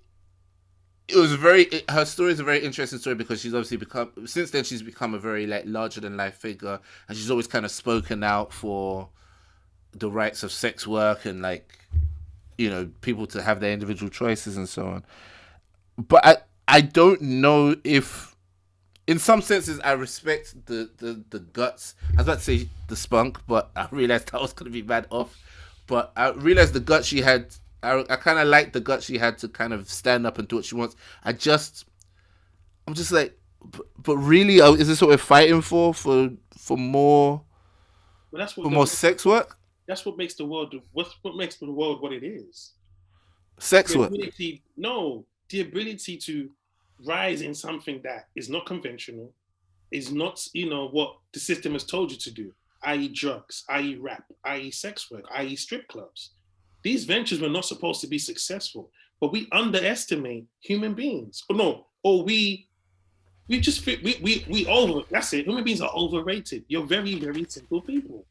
Put a titty in front of a motherfucker, he's going to tell everything. You're right. And so we create this air of good society and values and morals. Meanwhile, like you said, it's just a visitor who's saying, look, I want to dress like a baby and be peed on. And you're just like, okay. But here's another thing. They're still dope solicitors. And that's the thing. That's what's really funny about it, is that when one madam is trying to like train another sex worker, they get both of them in a session with a guy. I think he's dressed as a baby or something like that, or something mad. He's dressed as a schoolgirl, and as they're doing the session and they're teasing him and whatnot, she's like, "Oh yeah, and by the way, if you need a good solicitor, he's actually very good." And he was like, "Yeah, I actually am," and then went back into character. And I was like, that's disturbing. Yo, like, wow. And to be honest, that was a joke, like in the newspapers around the time that this Cynthia Payne got. There was a cartoon in the newspaper of the police bursting in and catching a vicar with a prostitute, and the vicar replies, I'm gonna want to see my lawyer. He's in the room next door. Oh, okay, yeah. Yeah, so it's like a nice cartoon, but yeah. I think like those hypocrisies about our society, I think they're really revealing, and it's a shame because you'd like to believe in something pure and nice and good. God. But yeah, it's not really. It's humans. only God. Yeah, not humans at all. That's the thing. If someone told me Barack Obama, for instance, allegedly after all this while was getting his dick sucked from all the interns in the White House, I'm not gonna be like, my world is shattered. I'm gonna be like, play on, play. I knew something. I knew something, play. I'm repressed. I'm the first black president. I can get my dick sucked. I'm like, my nigga, I knew you was a real one. Go ahead, player. That's so bad, man. I've come to that point in my life where I don't expect magic from human beings. R. Kelly was doing this for 30 fucking years, man. And we bought every single album in between that. We danced in the name of love. We said, happy people, yeah. And we was moving. This nigga's got unhappy people. You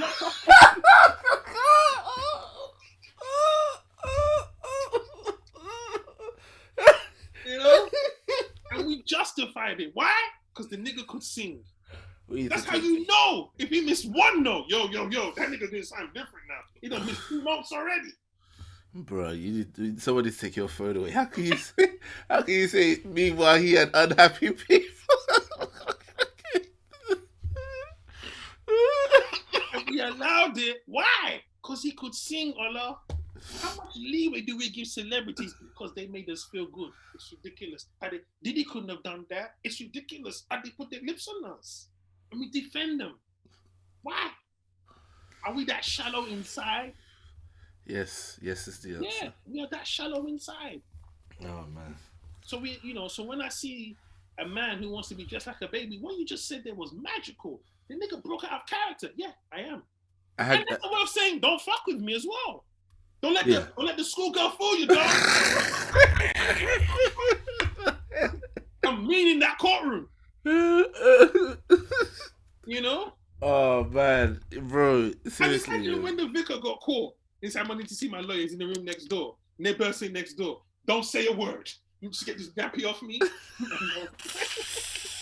And we'll handle the case from there, okay? Right, I got it. You know, because no matter what, those lawyers know the law. So they'll probably bust the police on they broken in a thingy thing. They'll find a technicality and also power in this game as well. The police, the Metropolitan Police said we are no longer investigating things anymore. And what happened after that? Not a damn thing. Because it's power. Hey, this is what I love about Prince Andrew's defense. Was that you in the picture? I mean, it could have been a picture of a picture of it. And I'm like, oh, for real. Could have been photoshopped. Can you imagine if me and you were caught with a 12-year-old gun? Like, you know what? Wait. Now I don't wear Jordans. Yeah, I hear you, bro. I hear you. So when you see like that, you realize the royal family is untouchable. So that means they can do things like they can get away with. And if you watch The Crown, they're no different from us. They too were plagued by boredom, plagued by trying to find who they are in society, plagued by the fact that no one likes them in the press. They too had to deal with those issues. The Queen literally had to allow her husband to have an affair just so they could keep the crown together. Wild. Because the crown was more important than their little affair life. Well, when what's his name? Tiger Woods got caught with a girl in the car. Guess who he called first? Who? His agent. He's got billions to protect, man. When he had that last car accident, remember how they changed the whole story? We're like, this nigga was high as fuck, wasn't he? Because he has money, he can do that. So human beings are just, we're really, really low self-esteem, carrying motherfuckers, man. We need Jesus. That's a good note to end that on. We need Jesus. All right, let's wrap it up, man. Oh, this has been good. It's been fun, man. I really enjoyed this, man. It's been fun. So yeah, guys, please keep hitting us up. All the love, all you people that hit me up on a Wednesday to start commenting on what you're listening to. I love it. Keep it coming. What are they commenting to? What are they listening to? As in, you know, sending a message like referring to bits that we've said. Do I get in trouble with these messages? Some of them. Yeah, you guys keep doing that, man. We love it. More vibes. You keep the social handles, you know them by now, but it's at Funmbi on Twitter, at Funmbi Omatai on Instagram, and it's at Ola the Comedian on everything. That's on neighborhood. That's on trees. That's on trees. That's on courthouses. That's on unhappy people. That unhappy people like got me. I don't know why. I don't know why that was so funny to me. Because I was like, meanwhile he's got, and he just came. I said, happy people. Well, they can't be happy. They can't be happy. Or tied up in the basement, right? Oh shit! It just seems so flippant to refer to them as unhappy people. Can you imagine the victims in court? While y'all was dancing to happy people, we was unhappy. You were in the court like, damn, man, you actually be dancing or something. Oh my goodness, guys, this is you guys. Thank you, BQ Squad. Listening to the BQ Pod. Stay blessed, man. Peace. That's fun.